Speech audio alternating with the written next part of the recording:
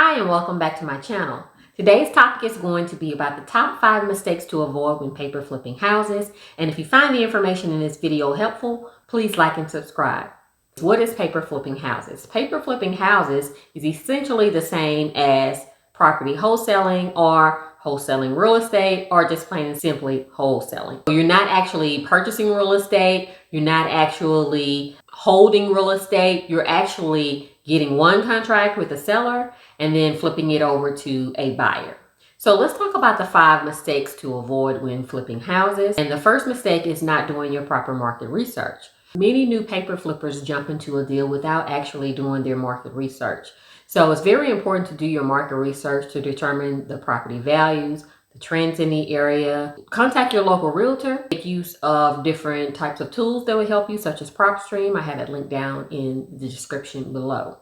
The second mistake to avoid when paper flipping houses is getting caught up with the numbers. So it's easy to get caught up with the numbers, thinking that every house is a house to wholesale, but that's not the case. You want to make sure that you're conservative with your comps in order to make sure that you receive a good assignment fee. You've got a contract, but what's next? You have to have buyers.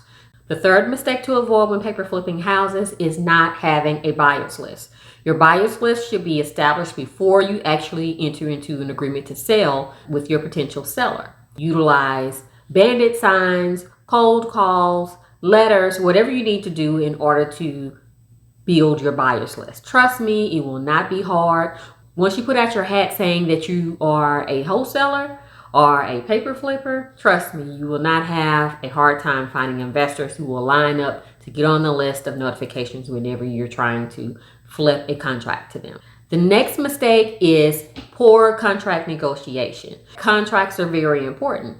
So you want to make sure that all 3 of you are happy. That would be the seller, you, and most importantly, the buyer. Not negotiating your contracts will leave you with hardly any assignment fee. The next mistake to avoid when paper flipping houses is not having a proper exit strategy. You may not be able to sell a property every time you get it under contract.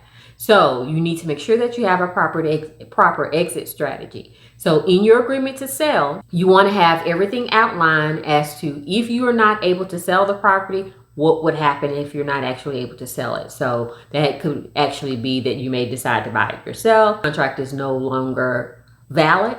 That is typically what I put in mind, is that the contract is null and void after 30 days unless we decide to extend the contract. If I feel like I'm able to actually have a buyer and it's just taking a little bit longer, then I will try and go back to the seller so that we can have an extension. I get that extension in writing and we go from there.